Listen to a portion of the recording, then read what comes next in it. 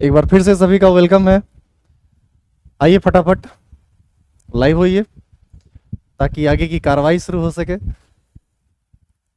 अभी तक जो पिछला क्लास में हम लोग पढ़े हैं उसको थोड़ा एक बार रिवाइज कर लें, फिर हम यहाँ से आगे बढ़ेंगे।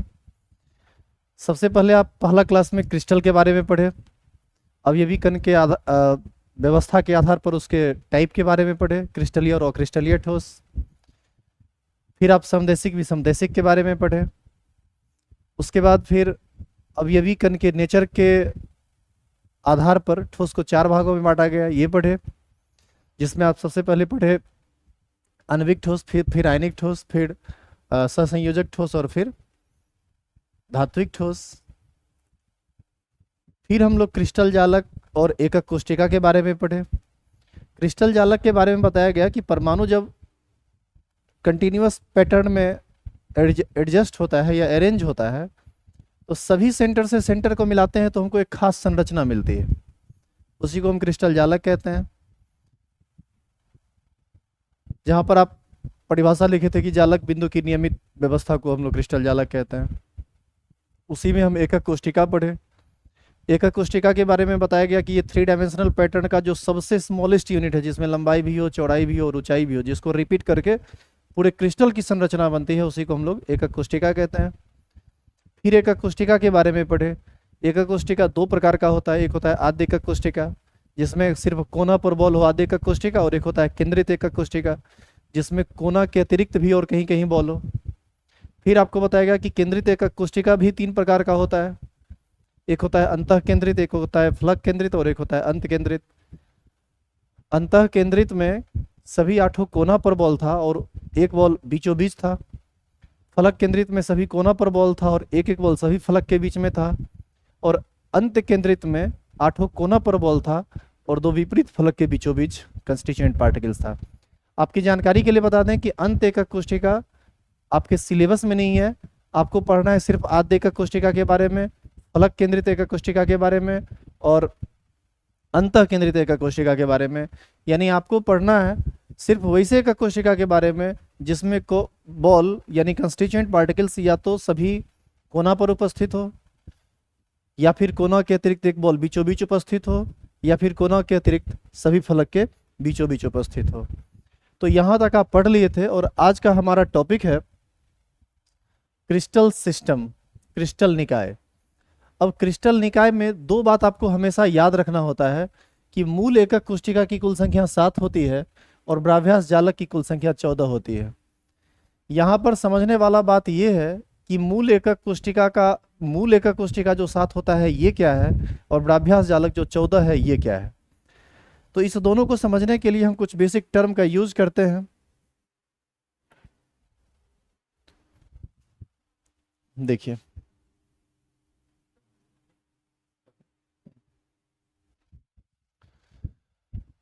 देखिए क्रिस्टल निकाय को हम समझ रहे हैं, जिसमें क्रिस्टल निकाय में 2 चीज समझना होता है, एक मूल एकक कोष्टिका की संख्या और दूसरा ब्राभ्यास जालक। तो आपको तो ऑब्जेक्टिव में खाली यही पूछता है कि बताओ भाई मूल एकक कोष्टिका की संख्या कितनी होती है, तो बोलेंगे 7। पूछेगा ब्राभ्यास जालक कितना होता है, बोलेंगे 14। लेकिन ये 7 14 क्या है, इसको आप एक फोटो से समझिए। देखना जरा, जैसे मान लो कि कंस्टिट्यूएंट पार्टिकल्स का अरेंजमेंट इस तरह से हो,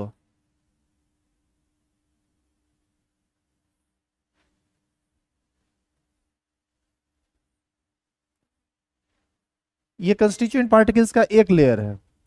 अब आप क्या कीजिए, इसके ऊपर एक और लेयर डालिए। ध्यान से देखना बाबू, ये वाला लेयर एक लेयर है, इसके ऊपर ये लेयर है। अब देखो जरा, यदि हम इस लेयर को एकदम एग्जैक्ट इसके ऊपर पर रख दें, मतलब एकदम एग्जैक्ट इसके ऊपर रख दें, तो आप देख सकते हैं कि ये जो नीचे 4 बॉल है ये 4 बॉल, और इसके ऊपर जो ये 4 बॉल आया, 1 बॉल 2 बॉल 3 बॉल, मतलब इस लेयर का ये चारों बॉल और इस लेयर का ये चारों बॉल जब एक दूसरे के बिल्कुल ऊपर आ जाएगा इस तरह से, तो आप ऐसा महसूस करेंगे कि यहाँ पर इस 8 बॉल से एक ऐसा घन बन रहा है जिसके सिर्फ 8 कोना पर बॉल है और कहीं भी बॉल नहीं है। आप याद कीजिए, इसी को हम लोग आद्य एकक कोष्टिका कहते हैं। अच्छा, यदि इस आठों को देखिएगा तो यहाँ आद्य एकक कोष्टिका बनेगा, इस आठों को देखिएगा तो यहाँ आद्य एकक कोष्टिका बनेगा, इसको देखिएगा तो यहाँ आद्य एकक कोष्टिका बनेगा। तो यहाँ पर जो आद्य एकक कोष्टिका बन रही है वो कैसी बन रही है, यदि हम इस पर विचार करें तो ऐसा महसूस होता है कि यहाँ पर एक घन का निर्माण हो रहा है। कैसे घन का निर्माण हो रहा है, इसको हम समझाने के लिए हमको इसका कलर चेंज करना पड़ेगा। तो पहले हम इसका कलर चेंज कर लें, फिर आपको समझाते हैं। देखो देखो इधर एक कंस्टिट्यूएंट पार्ट, एक लेयर अंदर है, एक लेयर उसके ऊपर है। इस लेयर को इसके ऊपर पर हम डालते हैं कुछ इस तरह से।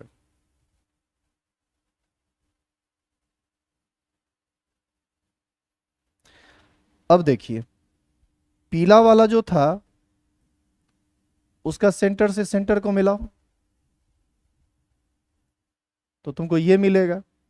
फिर ये जो ऊपर वाला लेयर है इसका सेंटर से सेंटर को मिलाओ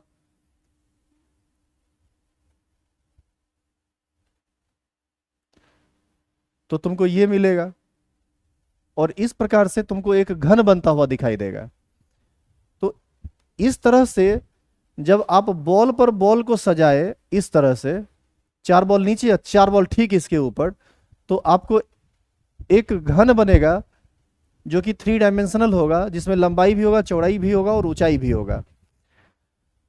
तो ऐसी स्थिति में आपको क्या करना है, ये एक संरचना को दिमाग में रखना है कि हम एक लेयर सजाए फिर इसके ऊपर दूसरा लेयर सजाए तो हमको एक घन मिला। अब हम एक दूसरी स्थिति को देखते हैं और उसमें क्या मिलता है, आप इसको देखिए। जैसे मान लीजिए इसमें कंस्टिट्यूएंट पार्टिकल्स का अरेंजमेंट हम इस तरह से करने लगे।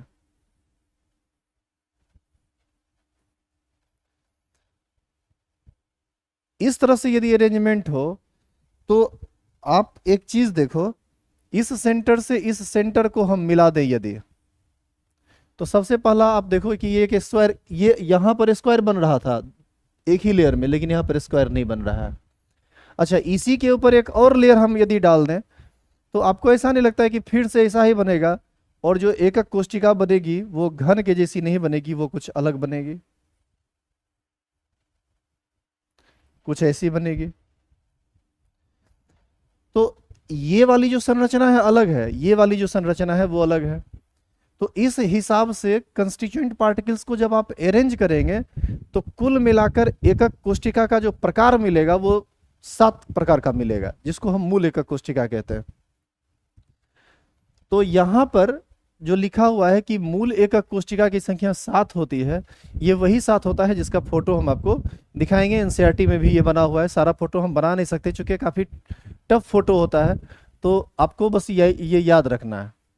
और ये ब्राभ्यास जालक 14 होता है। अब ये 14 क्या होता है इसको समझिए।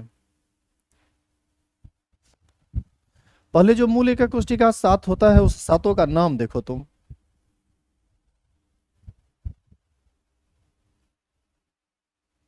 देखना जरा, ये चैप्टर थोड़ा अटपटांग चैप्टर है। स्थिर दिमाग से देखोगे ना तब समझ में आएगा, क्योंकि इतना ना 3 डायमेंशनल बात है इसमें जो आपको थोड़ा बहुत उलझाते रहेगा। देखो, name of 7 basic unit cell. सबसे पहला है घनीय एकक कोष्टिका, इसको इंग्लिश में बोलते हैं क्यूबिक यूनिट सेल, सी से रिप्रेजेंट होता है। दूसरा है टेट्रागोनल यूनिट सेल, द्विसमलंबाक्ष एकक कोष्टिका। तीसरा है ऑर्थोरोम्बिक यूनिट सेल, विषमलंबाक्ष एकक कोष्टिका। इस तरह से आप देख सकते हैं ये कुल 7 नाम है, और इस सातों का फोटो एनसीईआरटी में भी बना हुआ है, हम भी आपको दिखाएंगे। तो आप ये देखो कि घनीय एकक कोष्टिका, द्विसमलंबाक्ष एकक कोष्टिका, विषमलंबाक्ष एकक कोष्टिका, त्रिकोणीय एकक कोष्टिका, एकनताक्ष एकक कोष्टिका, त्रिनताक्ष एकक कोष्टिका, षटकोणीय एकक कोष्टिका, ये वो मूल एकक कोष्टिका का नाम है 7। अभी जैसे एक घनीय वाला मिला था, एक इस टाइप का मिला था, बाकी भी इसी तरह से मिलता है। उस सब का फोटो देखिए, समझ में आएगा। आपको सिर्फ घनीय के बारे में पढ़ना है, सब के बारे में नहीं पढ़ना है, लेकिन होता है सब। फोटो हम दिखाएंगे तो आपको समझ में आएगा। अब हम आपको बताते हैं कि ब्राभ्यास जालक 14 क्या होता है और वो कहां से आया। लेकिन इससे पहले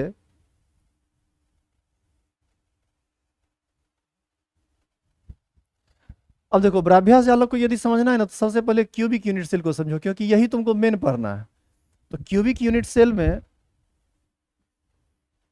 देखिए, तो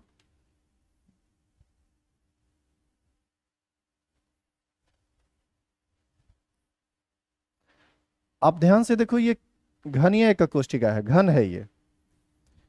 इसको हम क्लोन कर लेते हैं, 3 अलग अलग इमेज लेते हैं ताकि हम आपको और ढंग से समझा सकें कि ब्राभ्यास लैटिस क्या है।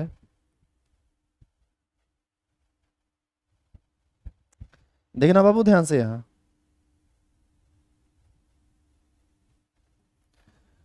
देखो, ये भी घन, ये भी घन, ये भी घन, तीनों घन है। कंस्टिट्यूएंट पार्टिकल्स यदि तुम सिर्फ कोना पर दो तो हम लोग इसको बोलते हैं, इसको बोला जाता है सिंपल क्यूबिक यूनिट सेल। सूचित करते हैं हम लोग इसको एससी से। अब मान लीजिए कि कंस्टिट्यूएंट पार्टिकल्स 8 कॉर्नर पर देते हैं और एक कंस्टिट्यूएंट पार्टिकल्स इसके अंतः केंद्र पर देते हैं, इस जगह पर। तो बाबू इसको कहा जाता है body centred cubic unit cell, और इसको हम लोग शॉर्टकट में बोलते हैं बीसीसी। और यदि कंस्टिट्यूएंट पार्टिकल्स सभी कोना पर दे दीजिए और सभी फलक के बीचों बीच दे दीजिए, सभी फलक के बीचों बीच, जैसे ये यहां दे दो, यहां दे दो, यहां दे दो, यहां दे दो, पीछे वाला फलक का सेंटर ये है और सामने वाले फलक का सेंटर ये है, तो इसको कहा जाता है face centred cubic unit cell.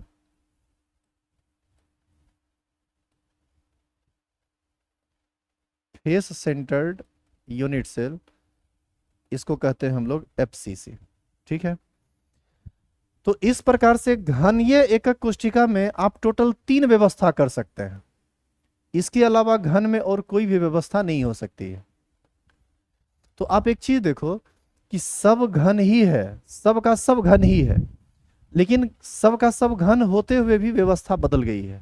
एक में सिर्फ कॉर्नर पर बॉल है, एक में कॉर्नर के अलावा एक बॉल अंतः केंद्र में है, एक में कॉर्नर के अलावा एक बॉल सभी फलक के बीचों बीच है। तो एक व्यवस्था हो गई एससी, एक व्यवस्था हो गई बीसीसी और एक व्यवस्था हो गई एफसीसी। इस प्रकार हम ये कहेंगे कि घनीय एकक कोष्ठिका में जो ब्राभ्यास जालक है वो 3 है। मतलब घन में अलग अलग तरीके से कुल अरेंजमेंट कितना आप कर सकते हैं? 3, एससी में, बीसीसी में और एफसीसी में। और यदि आपके दिमाग में ये आ रहा होगा कि सर एक अंत एकक कोष्ठिका बताए थे, अंत एकक कोष्ठिका में क्या था याद करो, कंस्टिट्यूएंट पार्टिकल्स सभी कॉर्नर पर रहता था और 2 विपरीत फलक के बीच रहता था, ऐसे। इसको हम लोग अंत एकक कोष्ठिका कहते हैं। वो ध्यान देना, यदि एक बॉल यहां हो और एक बॉल यहां हो तब ये घन नहीं रह पाता है, घनाभ टाइप का बन जाता है। तो ऐसी स्थिति में हम इसको घनीय एकक कोष्ठिका के अंतर्गत नहीं रख सकते हैं। इसीलिए हम यहाँ पर बस कोना पर लिए, अंतः केंद्र पर लिए और फलक के केंद्र पर लिए। तो आपको ये याद रखना है कि घन में केवल 3 ही व्यवस्था हो सकती है, एक एससी में, एक बीसीसी में और एक एफसीसी में। तो इस प्रकार हम कह सकते हैं कि घनीय एकक कोष्ठिका में परमाणुओं की कुल व्यवस्था 3 प्रकार की होगी, यानी घनीय एकक कोष्ठिका में ब्राभ्यास जालक 3 प्रकार का होगा। अब आइए फिर से वहां जो लिखा हुआ है उस पर, घनीय एकक कोष्ठिका को हम इंग्लिश में बोलते हैं क्यूबिक यूनिट सेल। और क्यूबिक यूनिट सेल में देखो ये जो 3 लिखा हुआ है, ब्राभ्यास जालक 3, ये वही 3 है। तो क्यूबिक में 3, टेट्रागोनल यूनिट सेल में 2 व्यवस्था हो सकती है, ऑर्थोरोम्बिक यूनिट सेल में 4 व्यवस्था हो सकती है, ट्राइगोनल यूनिट सेल में 1 व्यवस्था हो सकती है, मोनोक्लिनिक में 2 हो सकती है, ट्राइक्लिनिक में 1 हो सकती है और हेक्सागोनल में 1 हो सकती है। आप जब इस सब को जोड़ेंगे 3 2 5 4 9 1 10 2 12 13 1 14, तो कुल मिला के 14 होता है। आपको पढ़ना है सिर्फ और सिर्फ किसके बारे में? आपको पढ़ना है सिर्फ घनीय एकक कोशिका के बारे में। बाकी ये सब आपको पढ़ना नहीं है, लेकिन ये जरूर याद रखिए कि मूल एकक कोशिका 7 होता है और उसके अंतर्गत कुल व्यवस्थाएं अलग अलग प्रकार की 14 प्रकार की हो सकती है। तो ये क्वेश्चन ऑब्जेक्टिव में पूछा जाता है। आपसे क्वेश्चन पूछा जाएगा कि बताइए क्रिस्टल में कुल मूल एकक कोशिका की संख्या कितनी होती है, तो इसका क्या जवाब होगा? 7। और यदि आपसे पूछे कि क्रिस्टल में ब्राभ्यास जालक की कुल संख्या कितनी होती है, तो इसका आंसर होगा 14, लेकिन सतर्क होकर यहाँ यदि आपसे ये क्वेश्चन पूछता है कि सिर्फ घनीय का कोशिका में बराभ्यास जालक की संख्या कितनी होती है, तब आप कहेंगे 3, और उसका नाम भी आपको याद रहना चाहिए, एक एससी, एक बीसीसी और एक FCC. Simple cubic, body centred cubic और face centred cubic. Simple cubic में कंस्टिट्यूएंट पार्टिकल सिर्फ कॉर्नर पर रहेगा, बॉडी सेंटर्ड में कंस्टिट्यूएंट पार्टिकल सभी कॉर्नर पर रहेगा, और एक कंस्टिट्यूएंट पार्टिकल बिल्कुल सेंटर बॉडी के सेंटर में रहेगा, और फेस सेंटर्ड में कंस्टिट्यूएंट पार्टिकल्स सभी कॉर्नर पर रहेगा और सभी फलक के बीचों बीच रहेगा। तो इस प्रकार से बराभ्यास जालक 3 मिलते हैं घनीय एकाक कोशिका में। तो चलो एक बार हमारे साथ रिपीट कर लो भाई, जहां जो बैठे हुए हो। क्रिस्टल जालक में मूल एकक कोशिका की कुल संख्या बराबर 7। क्रिस्टल संरचना में कुल बराभ्यास जालक की संख्या 14। और यदि आपसे क्वेश्चन करे घनीय एकाक कोशिका में कुल बराभ्यास जालक कितना, तो इसका जवाब होगा 3। उम्मीद करते हैं आपको ये बात समझ में आ गई होगी। अब हम इससे आगे बढ़ेंगे, ठीक है। अब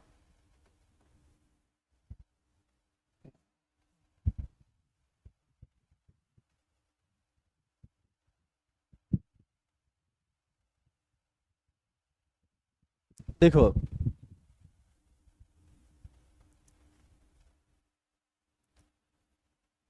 अब है specification of basic unit cell, मूल एकक कोशिका की विशेषता।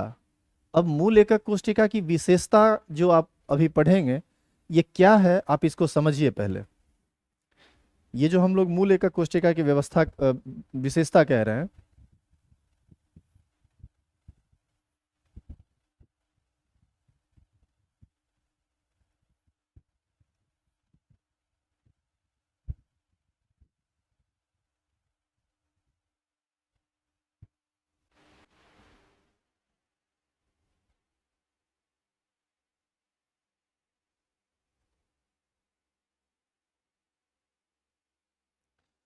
शिवम कमेंट कीजिए, समझ में आ रहा है।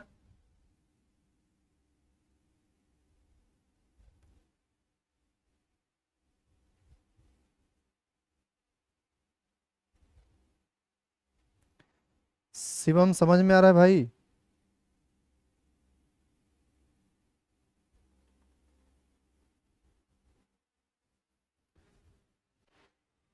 ओके ओके, देखो देखिए, अब तो अभी हम पढ़ने वाले हैं specification of basic unit cell. Specification of basic unit cell का मतलब है कि आप पहचाने बेसिक यूनिट सेल को, कि उसकी पहचान क्या है। तो आप सभी लोग जानते होंगे कि घन की सभी भुजाएं आपस में समान होती है। तो जैसे मान लीजिए कि यहां से लेकर यहां तक की लंबाई a है, मान लीजिए कि यहां से लेकर यहां तक की लंबाई b है, और मान लीजिए यहां से यहां तक की लंबाई c है। तो देखो हम क्या बोल रहे हैं, हम इसको लंबाई मान लेते हैं a, इसको चौड़ाई मान लेते हैं b, और इसको ऊंचाई मान लेते हैं c। तो लंबाई हो गया a, चौड़ाई हो गया b, ऊंचाई हो गया c। अब देखिए, यदि ये घन है तो हम निश्चित रूप से कहेंगे कि a बराबर b बराबर c होगा, ये निश्चित है। और दूसरा, ये सारे के सारे एंगल भी आपस में बराबर होंगे, ये सभी एंगल। अच्छा, इस सभी एंगल का अपना एक पर्टिकुलर नाम है। देखो a और b, ध्यान दीजिए, b और c के बीच बनने वाले एंगल को हम लोग अल्फा कहते हैं। b और c कहाँ है, देखो b और c, इस एंगल को हम लोग कहेंगे अल्फा, इस एंगल को हम लोग क्या बोलेंगे, अल्फा।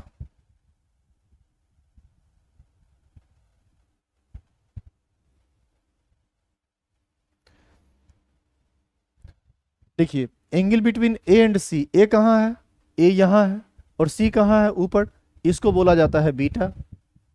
और जो एक एंगल बच गया ए और बी के बीच के एंगल को, इसको बोला जाता है गामा। तो आप ध्यान से देखिए कि यदि ये एक घन होगा तो निश्चित है कि लंबाई, चौड़ाई और ऊंचाई सभी आपस में बराबर होगी, और इसके बीच का जितना भी कोण है सब 90 डिग्री होगा। तो घनीय एकाक कोशिका की पहचान यदि आपसे कोई पूछे तो हम कहेंगे कि इसकी सभी भुजाएं आपस में बराबर होगी, सभी कोण बराबर होगा, और सभी कोण 90 डिग्री का होगा। यही बात यहाँ लिखा हुआ है। पहला, क्यूबिक यूनिट सेल, इसकी क्या विशेषता है, ए बराबर बी बराबर सी, यानी सभी भुजाएं आपस में बराबर होती है, अल्फा बराबर बीटा बराबर गामा बराबर 90 डिग्री, ये लिखा हुआ है। तो बस हो गई, यही पहचान है। जैसे आपसे पूछे कि टेट्रागोनल यूनिट सेल की क्या पहचान है, तो टेट्रागोनल यूनिट सेल में बाबू ए और बी बराबर होता है, लंबाई और चौड़ाई तो बराबर होता है लेकिन ऊंचाई बराबर नहीं होता। एक्चुअल में ये सी थोड़ा ज्यादा बड़ा होता है, तो ए बराबर बी होता है लेकिन सी बराबर नहीं होता है, सी थोड़ा बड़ा होता है, लेकिन उसके सभी कोण आपस में बराबर होते हैं, अल्फा बराबर बीटा बराबर गामा बराबर 90 डिग्री होता है। मतलब ऐसा ही स्ट्रक्चर बनेगा, बस खाली थोड़ा ऊंचाई बढ़ा हुआ रहेगा, ठीक है। ये ऊंचाई जो आप देख रहे हैं, ये ऊंचाई बस बढ़ जाएगी, तो ये घन नहीं रहेगा, घनाभ बन जाएगा, और ऐसी स्थिति में इसी को हम लोग टेट्रागोनल यूनिट सेल कहते हैं। तो हम ये कहेंगे कि ए और बी तो बराबर है लेकिन सी बराबर नहीं है, लेकिन इस सभी के बीच का एंगल 90 डिग्री ही है। तो इस आधार पर देखिए सारी बातें यहाँ पर लिखी हुई हैं, आपको याद रखना होता है ये सब चीज।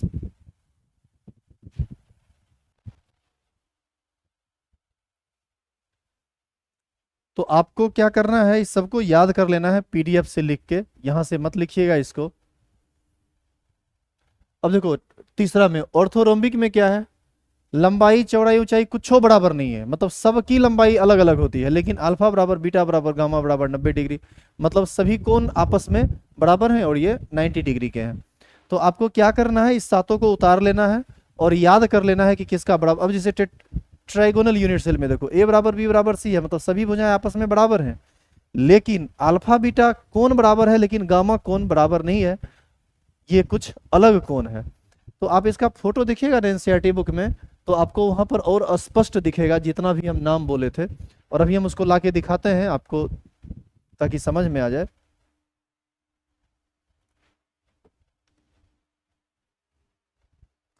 इस चैप्टर को जल्दी से खत्म कर लीजिए, थोड़ा सा ये उलझन वाला अजीब टाइप का चैप्टर है। मोनोक्लिनिक यूनिट सेल, इसका भी सारा स्पेसिफिकेशन लिखा हुआ है, अब इसमें हमारे बोलने से काम नहीं चलेगा, इसको हम फोटो पर आपको दिखाते हैं कि वहाँ क्या क्या लिखा हुआ है। लेकिन एक चीज देखो यहाँ क्या लिखा हुआ है, we study only about cubic unit cell, हमको सिर्फ किसके बारे में पढ़ना है, घनीय का कोशिका के बारे में पढ़ना है और किसी के बारे में नहीं पढ़ना है। तो हम उम्मीद करते हैं कि आपको यहाँ से समझ में आ गया होगा, और यहाँ से अब हम आगे डिटेल में पढ़ेंगे किसके बारे में, क्यूबिक यूनिट सेल के बारे में। यहाँ से ये टॉपिक एग्जाम के पॉइंट ऑफ व्यू से काफ़ी इंपॉर्टेंट हो जाता है, तो हम इससे आगे अब बढ़ेंगे। लेकिन इससे पहले कि हम यहाँ से आगे बढ़ें, आपको हम दिखाते हैं वो सभी फोटो जो आपके लिए जरूरी है। वो जो 7 बेसिक यूनिट सेल था, इसका फोटो देखिए आप, तब हम फिर यहाँ से शुरू करेंगे, ठीक है।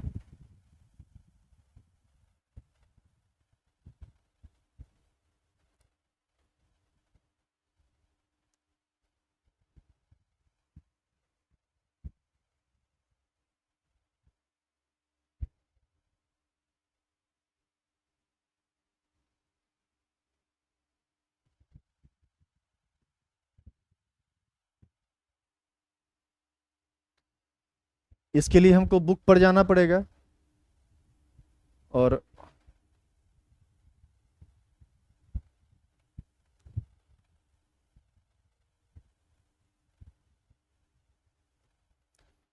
थोड़ा इसको इंपोर्ट होने में टाइम लगेगा। तो यहाँ तक जो आप समझे हैं, इसमें जो बेसिक बेसिक बात है बस एक बार सुन लीजिए, आपकी क्या क्या आपको याद रखना है एग्जाम के पॉइंट ऑफ व्यू से। क्या समझे क्या नहीं समझे ज़्यादा मैटर नहीं करता है, एग्जाम के पॉइंट ऑफ व्यू से बस ये आपको याद रखना है कि आपको पढ़ना है सिर्फ घनीय का कोशिका के बारे में। घनीय का कोशिका की पहचान ये है कि उसका लंबाई चौड़ाई ऊंचाई सब बराबर होगा, यानी ए बराबर बी बराबर सी होगा, और उसके सभी कोण भी आपस में बराबर होंगे, यानी अल्फा बीटा गामा, ये सब आपस में बराबर होता है, और ये सब कितना डिग्री का होता है, 90 डिग्री का। आपको याद रखना है कि मूल एकक कोशिका की कुल संख्या 7 होती है, ब्राभ्यास जालक की कुल संख्या 14 होती है, लेकिन सिर्फ पूछे कि सिर्फ घनीय का कोशिका में ब्राभ्यास जालक कितना होता है, तो आप बोलेंगे 3। और यदि आपसे यही पूछ दे कि ब्राभ्यास जालक होता क्या है, तो आप कहेंगे ब्राभ्यास जालक मूल एकक कोशिका में अलग अलग तरह की परमाणु की व्यवस्थाएं होती है। जैसे सिंपल क्यूबिक में जैसे घनीय एकक कोशिका में 3 तरह की व्यवस्था पाई जाती है, सभी कोना पर, सभी कोना के अलावा एक बॉल बिल्कुल केंद्र पर, और सभी कोना के अलावा एक बॉल सभी फलक के केंद्र पर। तो हम लोग एससी, बीसीसी और एफसीसी की वहां पर बात करते हैं।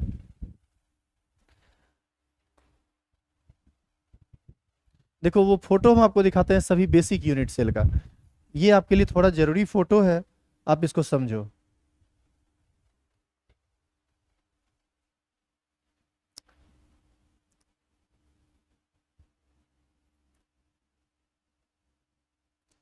देखना बाबू इसको ध्यान से। देखो ये क्यूबिक यूनिट सेल है, ये टेट्रागोनल यूनिट सेल है, ये ऑर्थोरोम्बिक यूनिट सेल है, ये मोनोक्लिनिक यूनिट सेल है, ये हेक्सागोनल यूनिट सेल है, ये रोम्बोहेड्रल यूनिट सेल है, और ये ट्राइक्लिनिक यूनिट सेल है। अब आप ही सोचिए कि इस फोटो को क्या हम बना पाते वहां पर, वो बनता ही नहीं। और बाबू आपको भी नहीं बनाना है, ये सिर्फ आपको देख के सिर्फ समझ लेना है कि बेसिक यूनिट सेल 7 होता है। इसका मतलब ये हुआ कि परमाणु का जो व्यवस्था होता है, यदि उसका स्मॉलेस्ट 3 डायमेंशनल यूनिट निकालोगे तो तुमको 7 अलग अलग तरह का आ सकता है। Cubic, tetragonal, orthorhombic, monoclinic, hexagonal, rhombohedral और ट्राइक्लिनिक। अब आप ध्यान से देखिए कि इसको ए कहा गया, इसको बी कहा गया और इसको सी कहा गया। तो इसमें क्या है कि ए, बी और सी सब आपस में बराबर है। सभी एंगल को दिखाया गया कि सभी एंगल 90 डिग्री के हैं। ये क्यूबिक यूनिट सेल हो गया। ये देखो टेट्रागोनल, टेट्रागोनल ए और बी आपको बराबर लग रहा होगा, लेकिन सी तनी ऊंचा ज्यादा है। तो ए बराबर बी है लेकिन सी बराबर नहीं है, लेकिन सभी एंगल आपस में कैसे हैं, बराबर हैं। ऑर्थोरोम्बिक का ये फोटो है। तो सब फोटो को आप खुद से देख के समझ सकते हैं कि ये सारे फोटो एक दूसरे के साथ कोई मैच नहीं करता है, ये सब अलग अलग तरह का फोटो है। तो यहां से एक बात स्पष्ट तौर पर कहा जा सकता है कि मूल एकक कोशिका की कुल संख्या 7 होती है। अब देखिए मूल एकक कोशिका के घनीय में रहकर आप 3 अलग अलग तरह की व्यवस्था कर सकते हैं। आप क्या क्या कर सकते हैं इस पर थोड़ा बात करिए। देखो आप क्या क्या कर सकते हैं, सभी घन के कोना पर बॉल को रख सकते हैं। एक कोना छुपा हुआ है इसका, यहां पर होगा नीचे में। तो ऐसा यदि आप करते हैं तो ये आद्य एकक कोशिका हो गई, जिसको आप सिंपल क्यूबिक कहेंगे। यदि ऐसा है तो सिंपल क्यूबिक हो गया। अब देखो यदि इसके अलावा एक बॉल बिल्कुल बीचों बीच आ गया तो बीसीसी हो गया। और यदि बीच में नहीं रख के सभी फलक के बीचों बीच आप रखते हैं, सभी फलक के बीचों बीच, बाद बाकी दिखेगा नहीं, तो इसको हम लोग एफसीसी कहते हैं। तो इसमें जितनी व्यवस्था आप कर रहे हैं उसी को बड़ाभ्यास लेटिस कहा जाता है। तो इसमें टोटल व्यवस्था 3 प्रकार की होती है। एक होता है एससी, एक होता है बीसीसी और एक होता है एफसीसी। तो उम्मीद करते हैं अब आपको समझ में आ गया होगा कि मूल एकक कोशिका क्या है और बड़ाभ्यास जालक क्या है। तो आइए पुनः एक बार फिर से हम वापस आते हैं अपने सब्जेक्ट पर।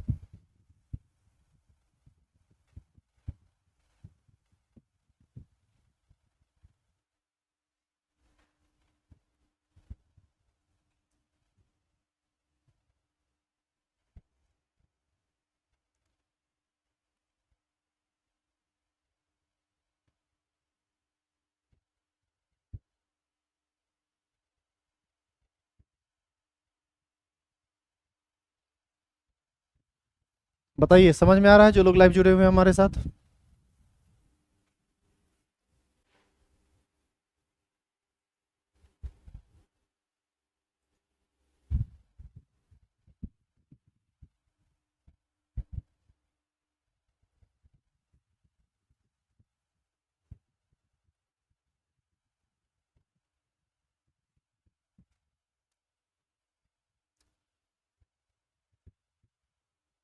देखो अब आपको हमने कहा कि हमें सिर्फ घनीय एकक कोशिका के बारे में पढ़ना है। तो घनीय एकक कोशिका के बारे में सबसे पहला बात, इसकी विशेषता क्या है, अभी तुरंत आप पढ़ें। इसकी विशेषता है कि इसकी सारी भुजाएं आपस में बराबर होती है, अल्फा बीटा गामा सब 90 डिग्री होता है। ये इसका पहला बात है। दूसरा बात है अवयवी कणों की व्यवस्था कितने प्रकार की होती है, इसमें 3 प्रकार की होती है। There are 3 types. ये 3 प्रकार के होते हैं, कौन कौन, आद्य एकक कोशिका, अंत, ये गलत लिखा हुआ है, अंतः केंद्रित एकक कोशिका और फलक केंद्रित एकक कोशिका यहाँ पर लिखाएगा, जिसको हम एससी, बीसीसी और एफसीसी कहते हैं। आप हमेशा पीडीएफ से उतारना है इसको, जो जो प्रोवाइड तुमको किया गया है। तो अभी हम दो चीज पढ़े घनीय का कोष्टिका के बारे में, दो चीज पढ़े। पहला चीज पढ़े कि उसकी लंबाई चौड़ाई ऊंचाई सब आपस में बराबर होती है, ए बराबर बी बराबर सी, और सभी कोण भी आपस में बराबर होते हैं, अल्फा बराबर बीटा बराबर गामा बराबर 90 डिग्री। दूसरा बात पढ़े कि घनीय का कोष्टिका का ब्राभ्यास जालक 3 होता है, मतलब उसके अंदर 3 अलग अलग तरह की व्यवस्था पाई जाती है। एक को हम कहते हैं एससी, एक को हम कहते हैं बीसीसी और एक को हम कहते हैं एफसीसी। अब तीसरा देखिए यहाँ लिखा हुआ है volume of cubic unit cell. घन का जो आयतन होता है वही क्यूबिक यूनिट सेल का आयतन होगा, ए गुना ए गुना ए। जैसे लंबाई 1 सेंटीमीटर, चौड़ाई ए सेंटीमीटर, ऊंचाई ए सेंटीमीटर, तो हम तीनों को गुना कर देंगे, ए सेंटीमीटर गुना ए सेंटीमीटर गुना ए सेंटीमीटर, क्या हो जाएगा 1 क्यूब सेंटीमीटर क्यूब। और इसके बाद लिखा हुआ है radius of constituent particles in cubic unit cell. यहाँ से फिर थोड़ा कंसेप्चुअल बात स्टार्ट हो गया है, यहाँ से आगे हम लोग पढ़ेंगे कल। आज यहीं तक रहने देते हैं, मिलते हैं हम लोग कल, तब तक के लिए धन्यवाद।